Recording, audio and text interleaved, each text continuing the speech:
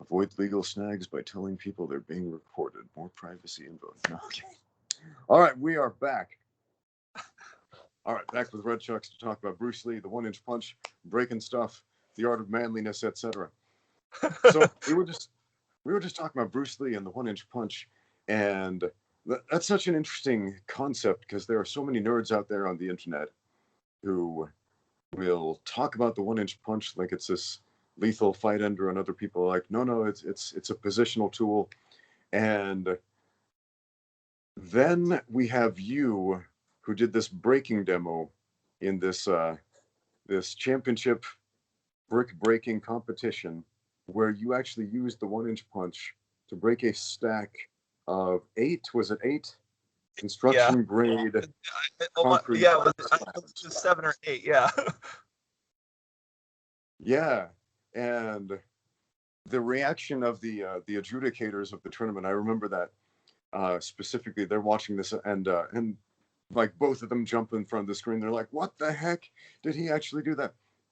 And I'd seen you do this on your channel before with like a single brick or a couple of them, but to smash 8, and that's impressive enough because again, like, and I have that chunk of bone in my elbow from a breaking demo, reminding me if your technique is off, those bricks do in fact hit back, Yeah. contrary to popular belief. Yeah. And the bones of the fist are so much smaller, so much more fragile. It's like this sack of marbles floating around in jello, basically. And to be able to break construction grade concrete with that is just it's incredibly impressive. So most breakers I've seen either do it with the palm, or they do it with the elbow, or they do it with the forearm. Why the fist? Why the 1-inch punch of all things? So all right. Now, going back to that misconception of positioning, all that stuff about the 1-inch punch, the fight ending move, the 1-inch punch, okay? If you read about Bruce Lee describing it, he is describing what the term is called kinetic linking, okay? About the power coming from the legs, through the hips, through the torso, and snapping out with the fist. So now, going back to developing super strong strikes, right? I believe a full-grown cow, they've been measured, their kicking force is like 1,500 psi, if I remember correctly, reading it. So, that's a very large animal, but they don't use kinetics. They use muscle, right? Like a horse, it's not thinking about how to hit some. So, I want to say it was Cain Velasquez or someone. I've also seen the Pumphrey brothers. I don't know if you're familiar with them. The Human Wrecking Balls. They had a TV show, all that stuff. And they talk about how hard these guys hit. I think Cain Velasquez, when they were recording his, I think it was like 2,100 psi was his right hook, if I remember correctly. So humans are an interesting creature because we understand science. We understand what creates force. We understand what creates power. We understand the way the body moves. We know how to link our bodies in the right chain, the sequence to generate power. So I wanted to demonstrate that could be done from a very, very, very, very short distance. The 1-inch punch had been something I practiced a long time ago and had perfected. I'd work it on a bag over and over again. If you look, you can see how you got the same thing, it looks like, but my 2 knuckles right here pretty much flat, and my wrists are big, but people going back is I've very rarely worn gloves in my training, and I hit a lot of nylon bags and heavy bag work. That was just my bread and butter, knowing how to align my wrist and hitting over and over and over and over and over, just repetitively. And you really, there's a reason boxers break their hands a lot. Their hands are not conditioned. They're just not. They got big gloves on, and they're like, oh, I Also, got a box. boxing gloves are some of the most ergonomically incorrect things you could possibly wear for punching. Because inside the I hate. glove, I mean, your hand it's in this shape, Yeah. which And I see this a lot, and this is something a lot of people don't know about boxing gloves. In a boxing glove, you have to change your punching technique. And I had this dude from Ukraine. He's a good boxer. He's a very good professional boxer, but he kept breaking his thumb. Every fight, he would break his thumb, and he came back to me and he's like, "Coach, I keep breaking my thumb." And so that's because you're trying to do like karate style punches with the two knuckles here in a boxing glove. This works empty-handed. It doesn't work when your hand is in this shape, because the most prominent thing is the thumb right there. Yeah. So if And you're the thing, using three knuckle contact like that in a boxing glove and essentially trying to punch with the flat right here and these three knuckles, which is a whole lot more like Wing Chun, for example. But in boxing, in the glove, that makes sense. And now you can throw, even with this open hand, a fairly heavy strike with a glove on top of that, an incredibly heavy strike without damaging the thumb. But yeah, ergonomically, those boxing gloves just mess people up. Like the first time I put them on, I felt like my punches were useless. Again, coming from a Taekwondo karate background, trying to strike everything with those two big hard knuckles, and it just wasn't working. And it took me, until I found Jack Dempsey's book where he talks about the difference between two knuckle and three knuckle contact to really understand. Like, oh man, that's what it's all about. But yeah, man, the gloves completely changed the technique. So you have to yeah, adapt your technique to the equipment. I read a lot of comments, like I was saying, I'm always in everybody's comment sections. And man, when boxers are like, "Oh, well, if you just use boxing, you'd beat that guy." Here's the thing about a boxing stance, okay? And those big gloves. When you put your fists side by side like this, you have all that surface area, right? To block the punch. So it's two gloves colliding. So putting your guard up, they're like, "Oh, keep your hands up." That works great, but if here, one sec, let's see. Can you all right, there we go. So if you go like this, right, the boxing glove provides a shield, but see without the glove, I have this opening right here. A normal punch will go right through that guard, and people don't realize that. They're like, so they're like bare knuckle versus typical boxing. They're totally different styles of boxing. It's like you understand boxing, but boxing is not fighting. Like there's different, like One snap kick goes right through that guard too, which is something that shocks a lot of people. yeah, and it's like kicks, for instance, kicking with your shoes off or kicking with your shoes off is totally different styles. If you don't train with your shoes, like people want to train self-defense, they go in a dojo and they put on a gi and they're like, okay, I'm ready to learn self-defense. Like, oh, so you'll be walking around in your gi in the street, like that's not what you wear in the street, and like people are like, why are you always training in jeans and your chucks? Because I trained for self-defense. A lot of people don't know these jeans, they stretch, right? So when I'm wearing my jeans or I'm wearing my tank top, I got in an altercation a long time ago, and my tank top, right? You think somebody tries to grab onto this, it's just gonna rip off me. So I think about these little tiny nuances because I'm so used to thinking around defending myself. Contact sports, you got a lot of time to prep and all this stuff. There's a lot that goes into it. You can watch film study of your opponent, this and that. And I mean, just as well as I know. I would just watch stuff over and over and over. I'd be like, okay, if I knew I was going to be sparring somebody, for instance, when I was doing Taekwondo, I'd watch that person, I'd be like, okay, they left themselves. Okay, got it. Oh, they did it again. Oh, okay, got it. And like you don't think about it. There's a reason people have cornermen. There's no cornermen. When you get punched in the face, and your cornerman's like, keep your guard up. That doesn't happen in the street. You're like, oh, I just got punched in the face, and you have to think quick, man. It's got to be fast. Yeah, and there are so many different guards in boxing, and I think this is heavily misunderstood.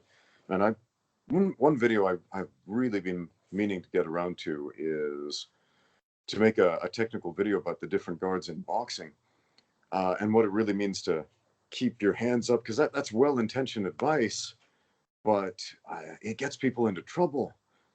Because, for example, if I have my hands here, I'm likely to knock myself out. And this actually happened to me in my first professional Muay Thai fight.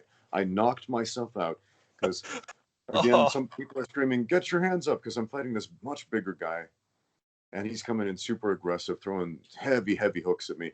And I bring my hands up like this, and one of those punches hits my left hand, knocks it into my own jaw. Down I go, and I wake up and I watch the film like 5 or 6 times, and I realized what happened. I knocked myself out. Man, how stupid is that?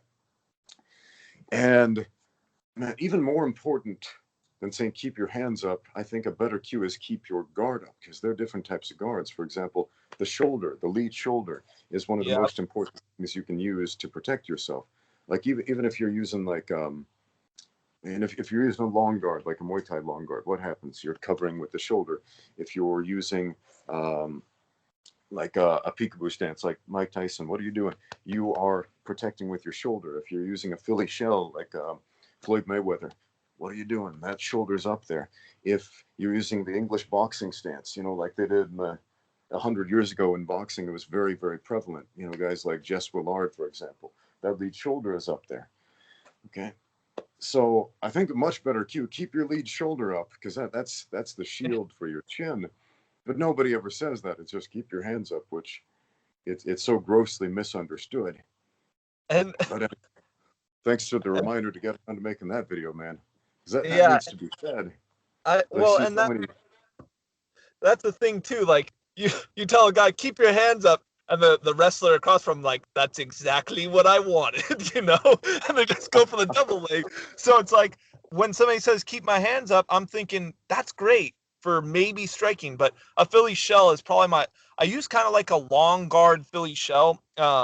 It's I keep my shoulder up cover, I keep this my left hand up to parry, but I keep my downed hand a little bit out there. And the reason I do that is for the double leg wrestlers, right? They always Yeah, shoot. So if I have one hand down already and I'm still covering with my shoulder, I can snuff a takedown quicker than if I have to drop my hand and then yeah, drop my it gives you the underhook instantly. Man, it gives you exactly. the underhook instantly. The That other that one, the other one yeah, too the Philly is shell. It's go ahead. yeah, I was gonna say that the Philly shell is.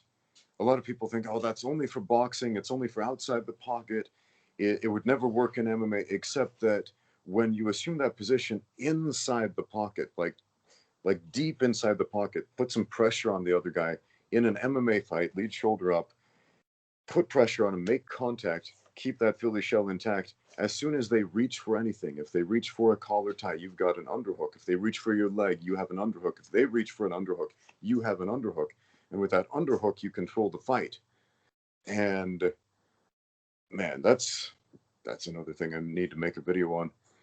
Ricky Lundell, um, he's a coach of many UFC fighters. He's coached a lot of guys, worked with guys like Anderson Silva, BJ Penn. Um, just a who's who list of fighters out there. Ronda Rousey, um, phenomenal grappling coach. One of my favorite tidbits of information I gleaned from him was just if you want an underhook, squish the guy and get your arms close to the body, and when he tries to reach for anything, you have instant underhooks. It's like magic, man, but it's magic that works. Yeah. And the other thing too, typically, when if you are going up against a wrestlers, that was typically, when I was pitted against somebody because I have so much reach, they'd always go for the double leg or a single leg to drag of some sort in sparring. So when I had that, when they'd go and they'd shoot their head right to try and to grab my leg, and they try to reach up, all I would do is jump and put my armpit essentially on the back of their head. I'd go for a guillotine and I'd kick out at the same time. So I'd have a sprawl and a guillotine. If they kept trying to shoot in towards me, it was getting my guillotine deeper, and then they're putting more pressure on their neck. So I had to learn to adapt it. My jujitsu coach, he saw that I had like the ability, and he just taught me really basic stuff. You know, I'm a firm believer in having a couple good tools. You don't need a ton of tools. You need a couple good tools that you really understand that can get you out of a situation. And then, 9 times out of 10, if it's a physical, if you have the strength and everything, that's all it takes. You just, if you can, the simpler you can keep it, just let your body do what it does and not overthink it.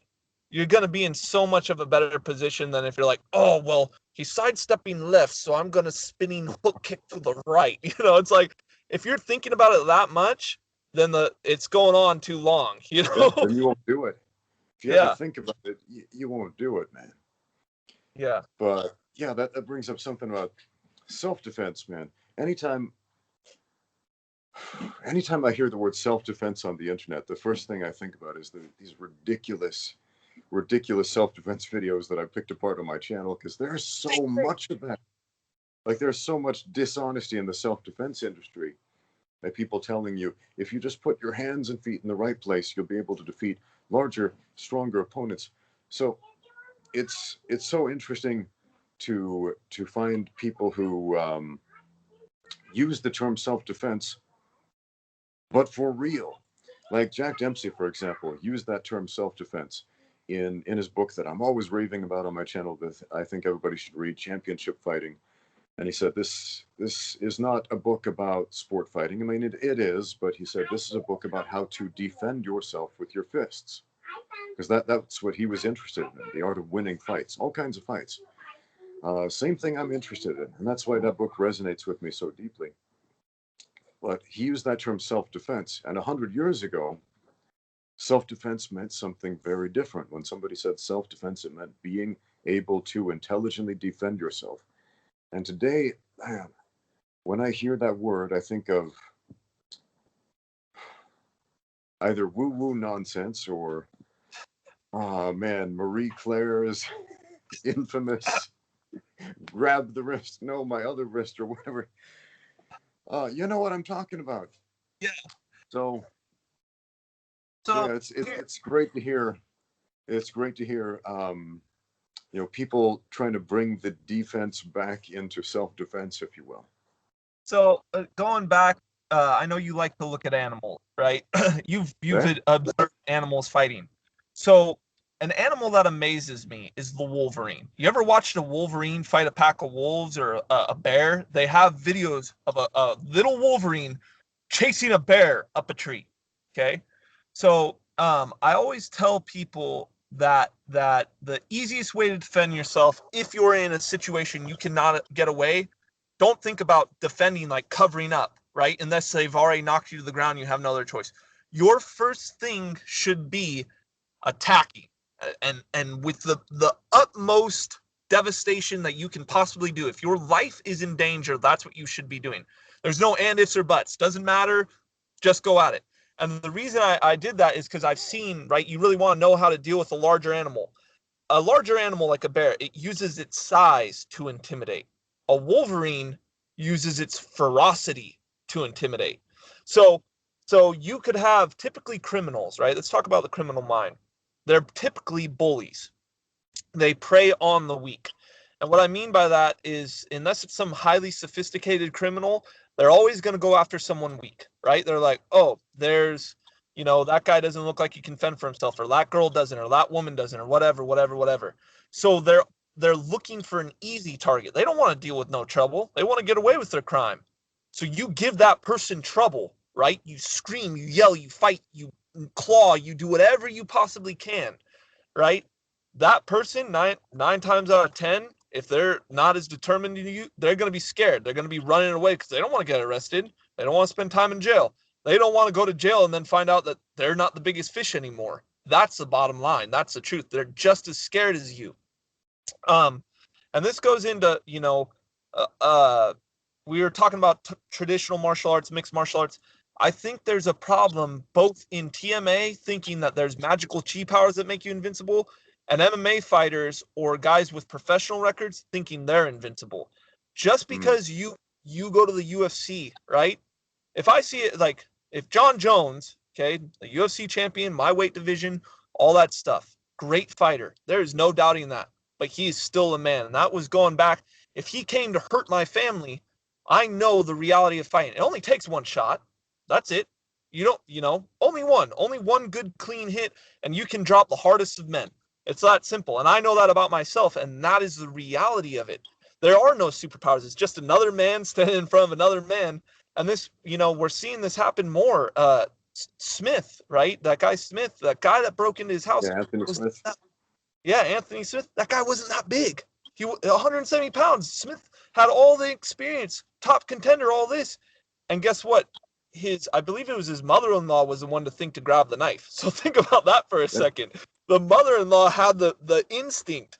You know, if Smith was like, because he in that interview is interesting. He's like, I got 2, maybe 3 minutes to stop this guy. He was fearing for his life. I tell people, this guy's got 30 seconds. That's it for him. And I'm not going to think if it's my life, it's mine or his. So there's big misconception, you know, that MMA or TMA, there is nothing that's going to make you invincible. There's reality, and that's that. And there's guys that aren't in gyms that are some scary, scary dudes. Let me tell you, I've met them. There's some bad men out there. There are, man. Sometimes they come to visit the gym, man. I had this student, I talked about him a few times on my channel. He was a big dude, just a big, strong, physical specimen, like a strongman type of guy. And he did not have much training. I mean, he'd been in fights before, because when you're a big dude, people sometimes try to pick fights with you, which is interesting, because you think they would leave you alone, but often it's the opposite. It's like that little man Napoleon syndrome, like that dude from that book of Mice and Men trying to pick on Lenny because he was a big guy. Yeah. But this guy with like so very little training, but so much experience in being physical, just squished everybody. And man, this was one of the most eye-opening experiences for me, training with essentially a strongman, was realizing how incredibly important being physical is in the art of mixed martial arts, in the art of martial arts in general, in the art of self-defense. I started saying the phrase, put some violence in your violence, a lot as a coach after that. Because I would have students, I'd teach them a technique, and they'd be like, well, why isn't it working? And I would say, because you need to put some violence in your violence, that's why. But I'm putting my hands and feet in the right place, but you're not being violent, that's why. Yeah. Because at the end of the day, it's the art of violence is what it is. And when you attempt to spar or grapple or fight with a huge, imposing, aggressive individual, it opens up the eyes to the reality of, oh, man, no matter how much technical knowledge you have, there are people out there who don't have that, who can still squish you. Yeah. And anytime I say this on the internet, there are some nerds out there who have like a blue belt in jiu-jitsu who will say, well, that's just because you don't know enough jiu-jitsu yet. I'm like, dude, you've never grappled with a strongman before. You don't know what it's like. You've never grappled with a gorilla.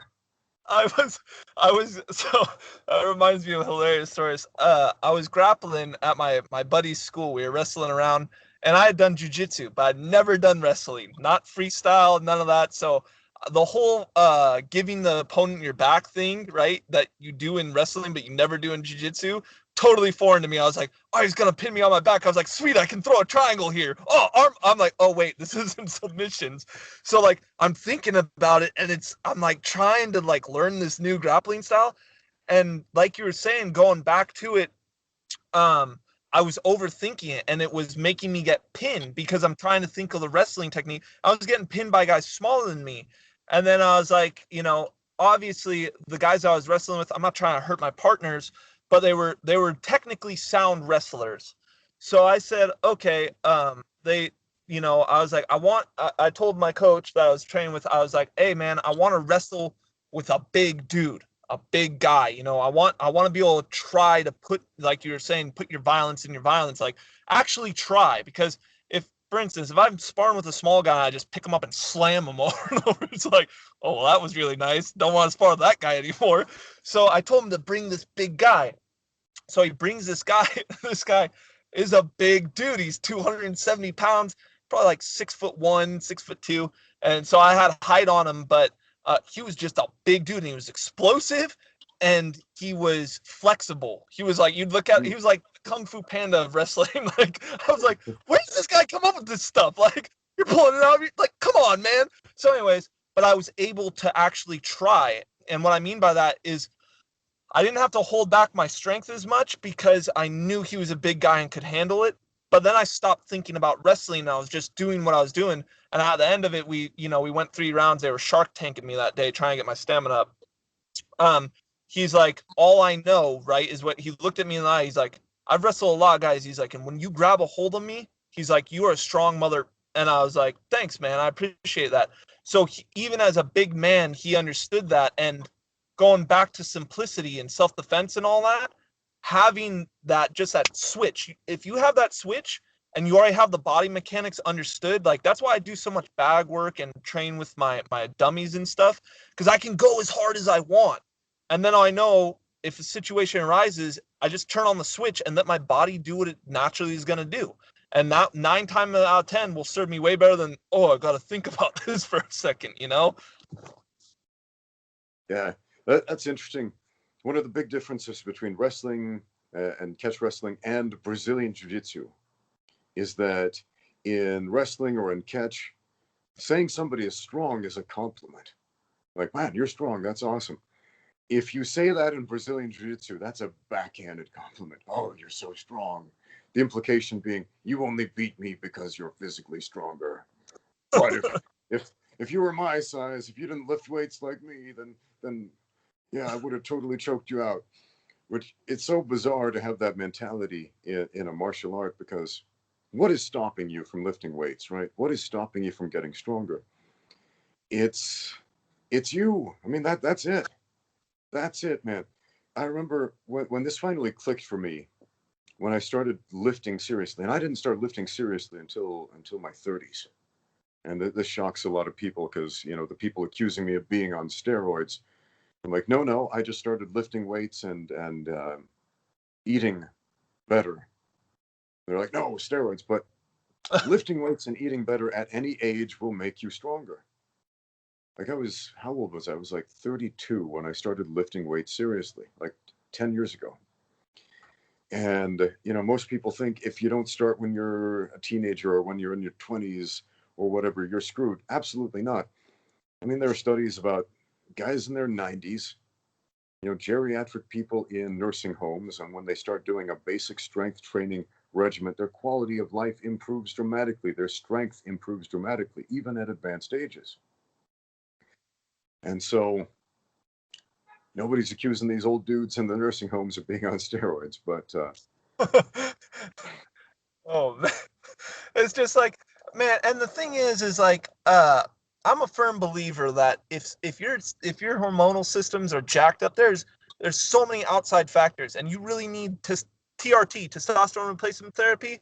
I look at guys like Sylvester Stallone, Arnold Schwarzenegger. Those dudes are in their 70s, and people are like, "Oh, they're on steroids." Yeah, they're also really ripped. Probably have a pretty good quality of life, and they're gonna remain as youthful as possible till they're dead.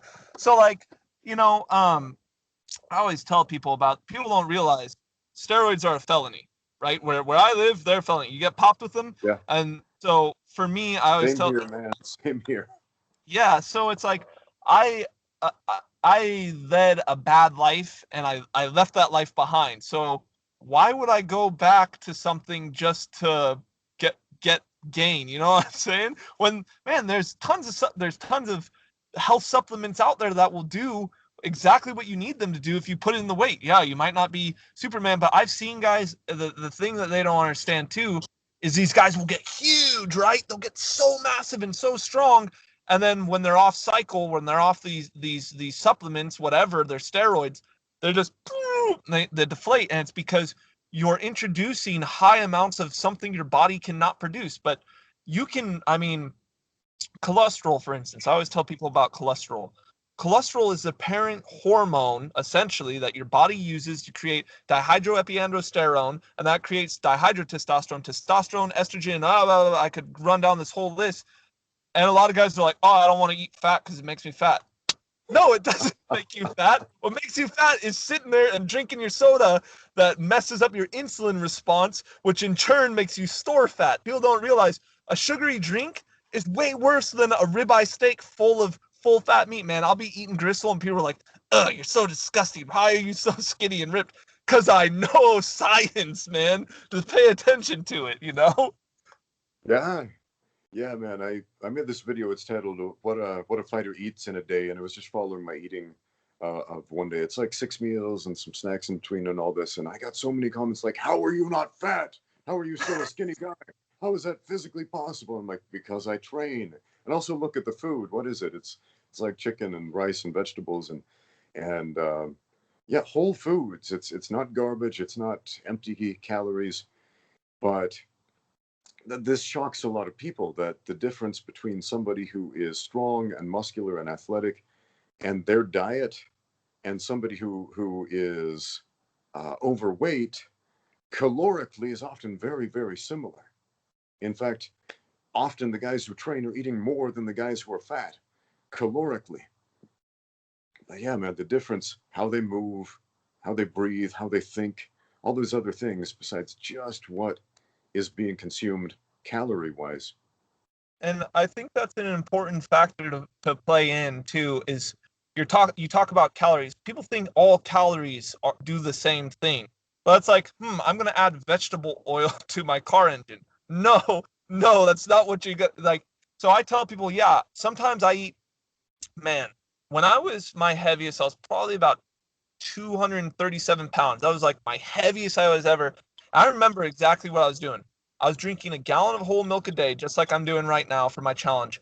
I was eating a pound of mixed nuts with chocolate, dark chocolate in them. I'd get like this packet from Trader Joe's, and I was eating about a pound of beef jerky a day. The reason I did beef jerky in the nuts because they were dry, and I was working my truck. A lot of sodium, like thinking back to it. But I was like, okay, what do mountain climbers? They need a lot of energy. So I started studying mountain climbers and what they eat. Nuts and all that stuff, really calorie dense. So I was like, I need about 7,000 calories or more to grow. But then it became a chore, and I realized the power trade off. I would heal a little bit quicker, but all in all, I didn't really feel like a power increase as far as like, oh, I have more weight now. It was just I could recover quicker. So I traded out that for, sitting around anywhere between I like to be around 220, probably between 220 and 230. And I found that's more optimal because I don't have to stress about eating as much. At the same time, I'm still getting everything. I have more endurance. 237, my endurance went down a little bit. Um, but I've also been all the way down to 205 pounds. And then I'm facing like, oh, my muscles are cramped because I have no electrolytes. And like, then you're like, I'm so tired because your body is like, it's like, give me nutrients, man. And you're like, give me an IV, man. Like, I can't. So, and my wife always tells me, she's like, you are like a nasty animal at 205 pounds. So she's like, don't go there because it messes with your mind, really putting in like, I was doing I would intermittent fast, and during my fast, I'd consume typically just caffeine, branched chain amino acids, and try to get water in me. Branched chain amino acids, but essentially just keep your body from going into a catabolic phase, and you're just depleting your muscles altogether. So, but yeah, man, it's the eating for a true athlete. I would say eating is probably just as hard as the training. It really is. It really is really, really hard. Yeah. Oh man, absolutely. I understand that 100%. When I retired from professional fighting, um, about a year later, I had this epiphany, which is there's no advantage to being the small guy in the gym. Like I got so used to maintaining a certain weight so I could make a easier weight cut to 155. I fought in 4 different weight classes, but 155 was the one I did the most fights in mixed martial arts. And after I retired from fighting, I was like, I I don't need to make 155 ever again. What? And and I realized there's no advantage in the gym to being the smaller guy. And I decided, man, I'm going to put on some size. I'm going to put on some muscle. And the amount of eating it took, man, I made this goal. I was going to go up to like 205 pounds. I was going to go up to 205 lean. And I did it, but man, the amount of eating it took was exhausting. I developed extreme case of appetite fatigue. Oh. And after a while, I was like, oh, I don't want to eat another chicken breast again. And that shocks a lot of people, like people who are obese. Like, how could you ever get tired of eating? It's kind of shocking to people how athletes can eat so much more than morbidly obese people in many cases. But yeah, like you said, not all calories are created equal. They're eating different things. They're eating at different intervals, and they're also living a very, very different lifestyle. But I got a question for you. And this is something that happens to me a lot because I'm a long, lanky, lean guy. I'm 6'1", shorter than you, but I get this all the time when I meet people in person who see me on the internet, like YouTube fans or YouTube haters, and they meet me in person and they look up at me like this. And they're like, "You're a giant. You're so much bigger than I thought you were," because Yeah. they see a long, lanky guy who has some weight and size to him, and they think he's going to be the small little puny dude, right? And I imagine you probably get this a lot because you're a tall guy, you're a lanky guy. People probably see you on a 2-inch screen and think, oh, he's not that big. And I imagine if they met you in person, they'd be doing the same thing, like, holy crap, you're a giant. Has this ever happened to you? So, true story. I'll be walking, my wife and I, when we'd go shopping, little kids, man. I don't know what it is about little kids, but they'll stop and they look at me and then they'll tug on their mom's dress or something. I'm like, mommy, that's a superhero. That's the one I've got. And the other one is, man, well, at the gym, I'll meet, your typical gym bro, like, yeah, man, how much you weigh? Like, $190, And I'm like, no, I'm about 230 pounds. But people don't realize there's a lot of fluff, that goes into this. So I'm a tall guy and I'm muscular, but I'm not what I would call fluffy. And what I mean by that, your typical gym bro, right? Creatine, for instance, it helps hydrate your muscles. You got glycol, you got all these, or if they are running anabolics, which is pretty common. A lot of people don't realize how common anabolics are for your typical gym guys. Their body will store, because their testosterone's higher, their body tries to create something called homeostasis. And what that is essentially is your body will upkick your estrogen and it'll try to balance out your hormones. So what happens with that is you start getting water retention. So you have these guys walking around, and it's like, oh, that guy must weigh 230 pounds at 5'10". In reality, it's like, no, that guy's probably only 190 pounds. Look, he's got tiny little chicken legs, and most of that's water within his muscle, And so when I tell people I'm 230, they're like, where is it? And I honestly attribute it to bone density.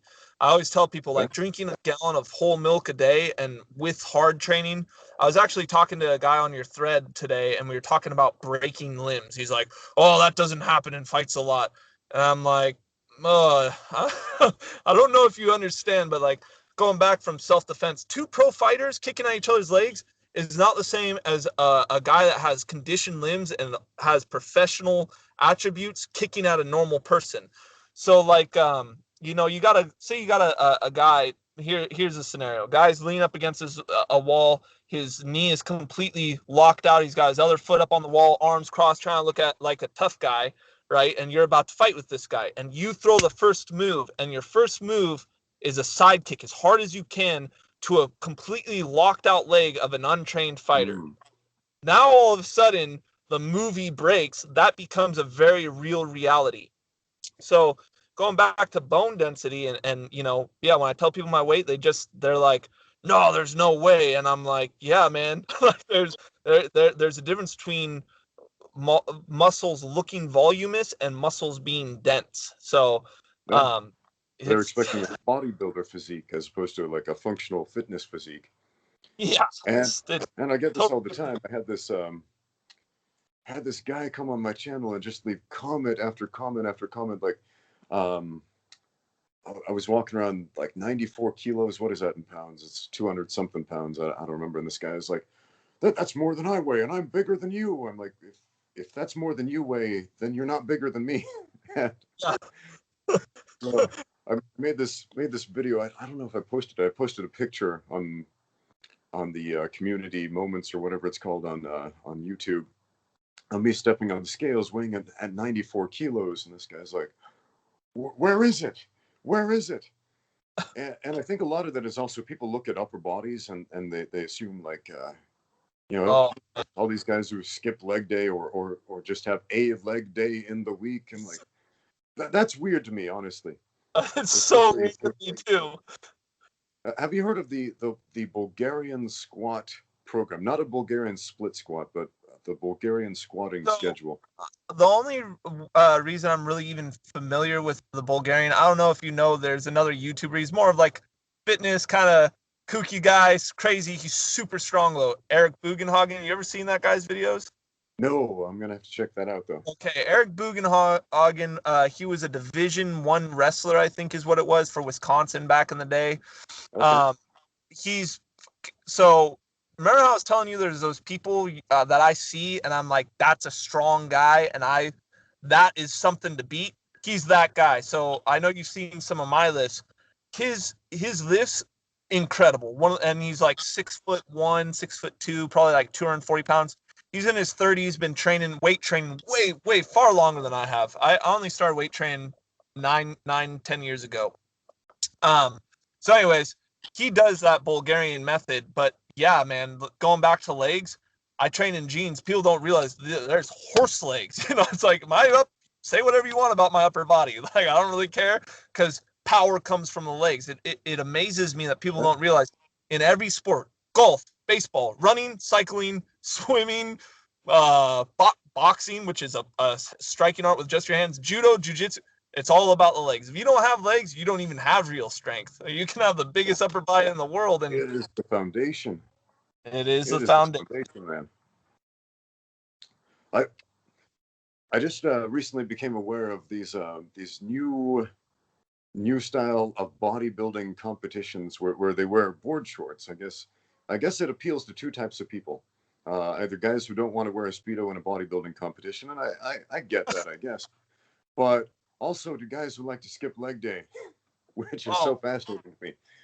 Because if a bodybuilding competition is held under a weight class, so they got heavyweight bodybuilders and so on, and the lightweight guys, and nobody can see your legs, why wouldn't you? There's absolutely no reason to train legs in that case if it's just for aesthetic. But as you said, sports are not about aesthetics at all. No. Especially martial arts. It's about being functional. And yeah, the legs are your foundation. And I get so much resistance when I tell people do squats and do deadlifts. Those are the most important lifts you can do for martial arts. And they're like, but why? Shouldn't I focus more on the bench press? Because that's kind of like punching. I'm like, yeah. Where does a punch start? Starts in the floor. Yeah, people are like, how much can you bench, bro? It's like, do you really think a guy that has a 6'9" arm span at 6'4" really cares about bench press? It's like, I tell you what I can do. I can carry 700 pounds barehanded for 20 paces with barehanded grip strength. So it's like, yeah, going back to functionality, man, bench press, ooh, that's real sweet, dude. Like, I don't really care. If you're going to bench press, you might as well do overhead press. Like, if you had to choose between a bench press or an overhead press is going to give you way more functional strength because of core stability. Shoulders are super involved, builds a big, powerful neck. Going to aesthetics, you said something interesting, that aesthetics are not important for sports. And going back to my view on aesthetics, right? Like having a big bicep, for instance, right? Say I only followed bodybuilding principle and I had a giant bicep. So not just strong, but big.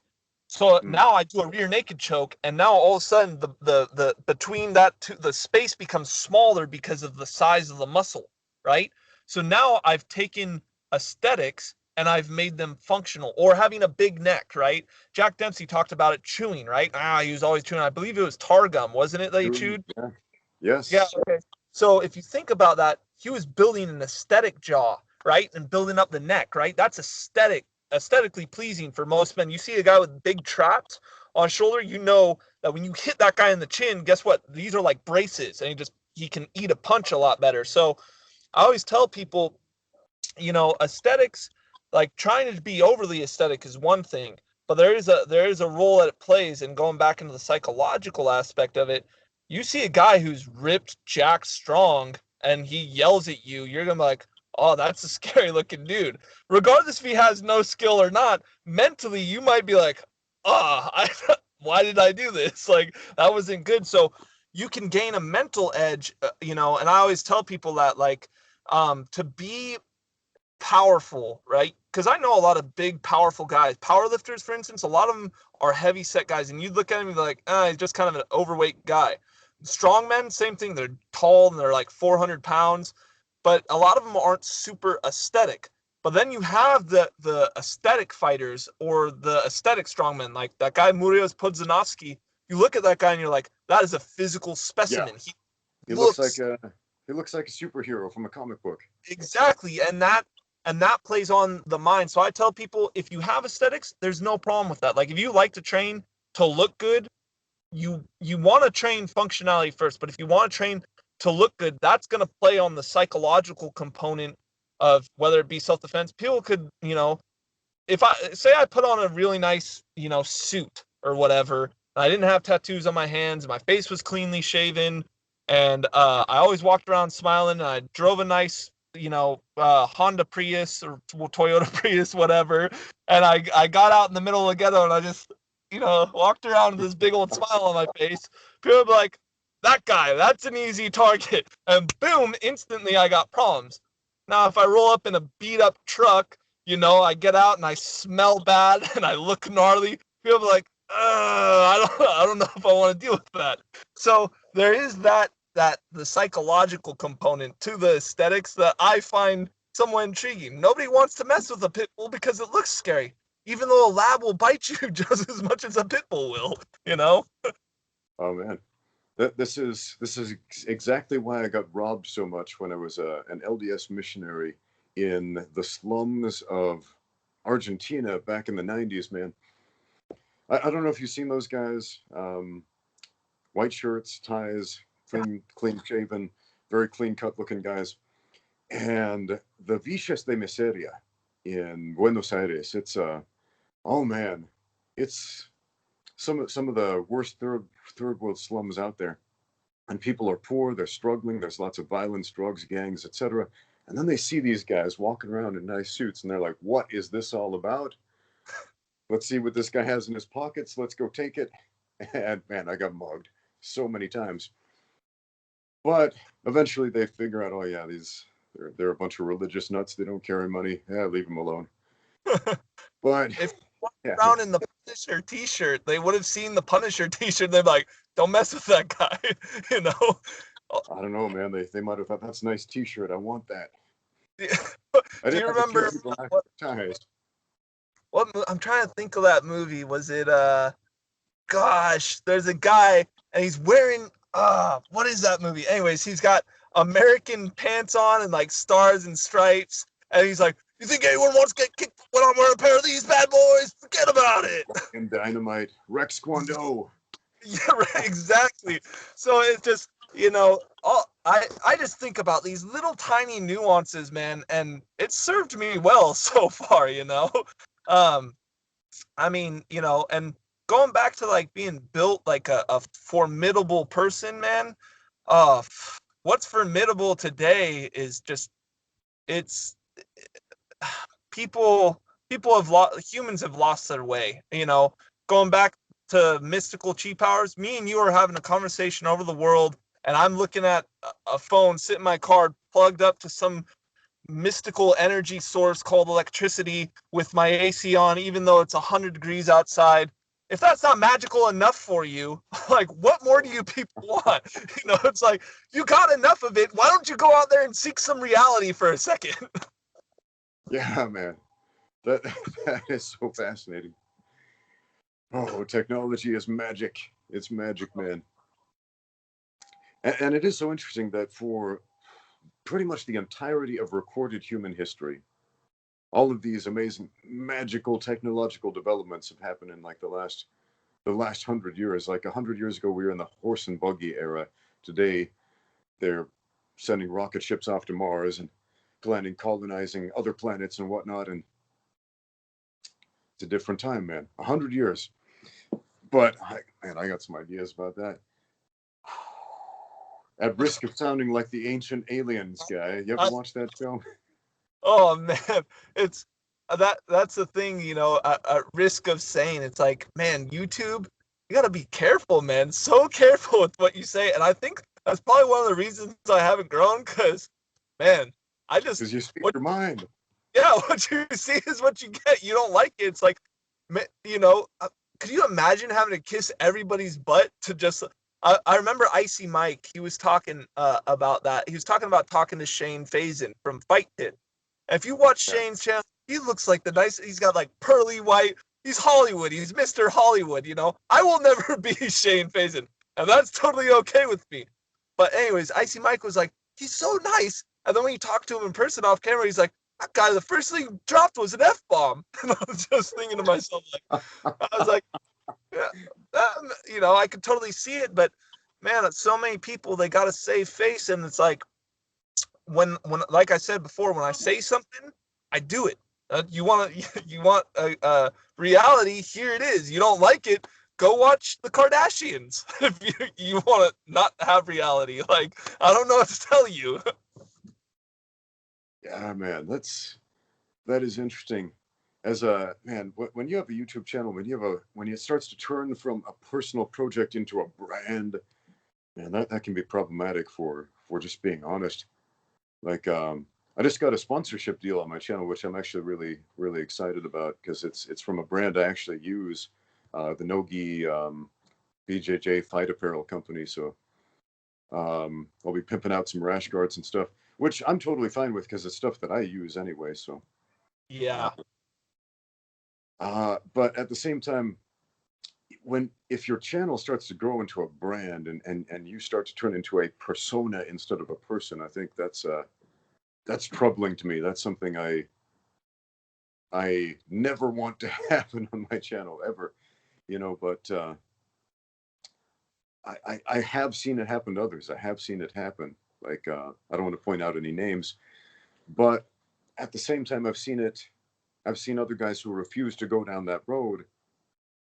And I think because of that, their channels got cut from YouTube or demonetized or whatever, because they're not sticking with the program, which sucks. It absolutely sucks. But and that's the thing. It's like, you know, you talk about having freedoms and stuff. Like, I like being able to speak my mind, you know. And the thing about opinions, everybody's got an opinion. And it's like, if you don't follow suit, all of a sudden you're the bad guy. But it's like, why do I got to follow suit? Why don't you follow my suit? Why do I got to follow your suit? And it's like this weird, you know, concept. And yeah, a lot of people just get shut down for nothing. I could talk to you about how I use my magical super chi powers to break those bricks, but guess what? You know, guess what? That's not the truth of it. And oh man, it stinks, because there's people out there like, this is a, you know, just being able to talk with somebody that's a like-minded individual, right? That to me is the coolest thing. Like, YouTube is cool because it's the one place where I can be myself and have people see that and like it, dislike it, whatever. But it's something I love, you know. It's like I get to share the things that I really enjoy with other people. If you enjoy it, great. If you don't, like, I'm not going to stop you. But a lot of people, like I said before, they enjoy their electricity and their fantasy world that they live in, and the real world is really out there. And you know, we're coming to a time now in human history unlike other times. And I tell people, man, you're gonna have to get real quick, because all the things that, you know, you look at, what's happening to those ideals, or what's happening to the world, you know, what's really going on out there. And that scares people. That's the bottom line. I think real scares people. People would rather buy into feeling safe than feeling afraid. And the world, if you really look at the world as a whole, You know, somebody was telling me, oh, you live in fear. You get in your car and you go to drive down the freeway. There's a very real possibility that some 15-year-old, oh, hi, Jimmy, texting on her phone, swerves into you and kills you. And now you're dead because, oh, Jimmy, we broke up today. Like, great for you. Like, thanks for killing me. And now I'm Texting dead. and driving, man. More deaths than drinking and driving, actually, I believe. I know. And so, like, or, you know, crossing the street, and if you're texting on your phone, you could die there. You could die of a lot of things. And until you've actually faced death or you've seen death personally, you don't understand those things. I'll tell a story. I had just gotten done training with my buddy who was he was a Marine, served in Afghan, all that weird, and he was training me for mixed martial arts. Anyways, we got at this stop, right? Stop. And we got out of our car because all the cars were stopped. And there was this dad and this little girl. They had been hit by a drunk motorcyclist. The little girl was about 4. She was bleeding out, totally dead. The dad's legs blown apart, looked like he had been hit by a mortar. And then I saw the mom's reaction, right, when she saw both her dad and her kid. And watching that, you know, seeing someone die in front of me for the first time, it lets you know that just like that, life's gone. And we, as humans now, take so many things for granted that it amazes me. And people just don't realize you think you're so safe, but in reality, you're not. It's like you're not. Life I'm turning 30. If I really think a quarter of my life, if I lived to 100, a quarter of my life is gone. You know, it's a sad truth. They're like, oh, you're so morbid. I'm a realist. Where do you live, buddy? You gotta live in a test tube for the rest of your life? Great job. You know? So, man, and it just drives me nuts. It's like, God, get a little bit of truth in your life, man. Look around you. Yeah, it. I think a big part of the problem is that so many Americans have never really faced hardship. My mom, I guess you could call her a morbid person. I wouldn't. She was a realist. She was born into a time where the Nazis were dropping bombs on people's heads over in England. You know, all these air raids. Like, she is traumatized to this day by the sound of sirens. Like, if she hears a police siren or a fire engine. She lives in the U.S. right now. She gets really jumpy because it sounds like the bomb raid sirens over in England during World War II, and that was her normal. That's the normal she was born into. And the idea of living in a country where people are dropping bombs on you, for a lot of people, even today, that's their reality. That's their present reality. But in America, that's like a fantasy. That's something that happens in other places. That the idea of experiencing hardship, not specifically that one, but mortal hardships, if you will, is just so far removed from the American psyche, I think, for so many people. Not everyone, obviously, but so many people. And so when you hear somebody speaking the truth about how fragile life is, like you just did, it sounds, like you said, morbid. It sounds like, oh man, you're such a downer on the party, man. But yeah, that can change. It can change instantly. I mean, everybody, the whole entire world just changed a few months ago. Everybody Yeah. knows this. It just, a pandemic spread across the entire face of planet Earth and changed society forever in some extremely tangible ways. And for a lot of people, it's just like, it's another bad thing. And for a lot of Americans, it's like, too much to handle. Oh And man. When that happened, I couldn't buy toilet paper anywhere. I was like, what do you need this much toilet paper for? Like, I don't understand. Gosh, man, I couldn't, like, I filmed, I'm like, geez, man, everybody's going mad right now. And it's, in my neighborhood, I'll be sleeping, be 1 o'clock, and explosions will go off. Like, gunshots will go off. Just something you don't hear. And people are like, oh, you live in California. It must be so nice. It's like, Yeah, dude. Yeah, there's nice place. You think go to Oakland, go to Richmond, you know, Yeah. Frisco, go anywhere where there's any, and yeah, it might not So be you're as saying dangerous. California is not all fancy beachfront property? No, well, and here's the thing people don't realize. All right, they think criminals, right, are just in poor areas. Think about a sophisticated criminal. Let's take the mafia for example. And this is where it gets really twisted. You think the mafia wants to go to the ghetto? No, you know why? Because there's no money in the ghetto. So where's the mafia? They go where the money's at. Where's the money at? In rich suburban areas. Oh, are you telling me there's mafia? Yes, there's people like that because they're like, why am I going to go to the ghetto when Mr. Banks over here, his son has a couple hundred racks and wants to buy a pound of whatever, and all of a sudden, no, oh, I thought this was suburbia. You're an idiot. Good for you. And I try to explain it to people, and they're like, no, the criminal underworld, it's all in these ghettos, and people are, no, that's not, you know New York. You ever seen New York? You ever been there? And I just tell people, like, dude, you are highly mistaken, and it's laughable. And I love that you drive around feeling safe in your hometown, and you have no idea what's really going on. Oh, man.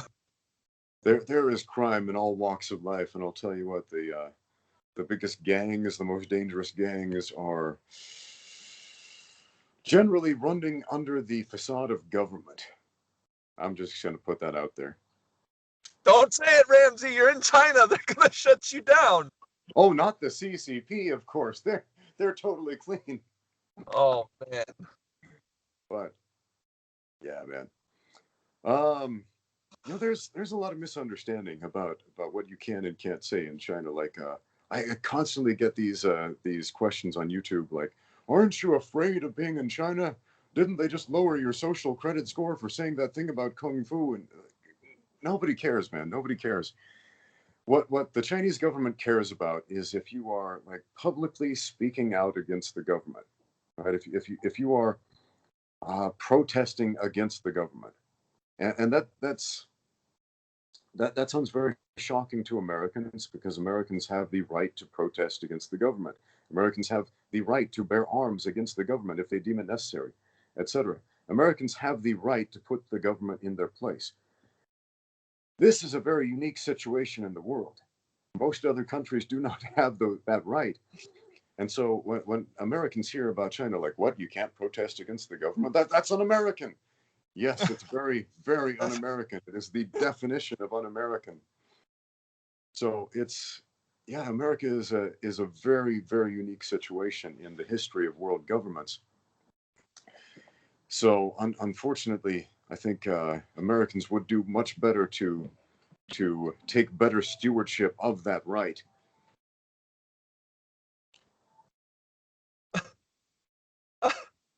So Hey, Ramsey, I actually am getting called by my little ones as well. So yeah, okay, maybe before we turn this into a political rant, because we were having a conversation yesterday about how we're not going to turn this into a political rant. But yeah.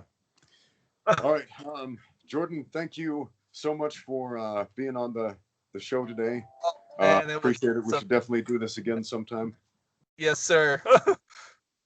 Any parting words of wisdom for the YouTube audience? Yeah, guys, get out there and train. And if you're gonna train and you want to be hard, train real hard because there's no other way. I hope you all remember that. Awesome. Thank you. Let's get out Thank there and train. you.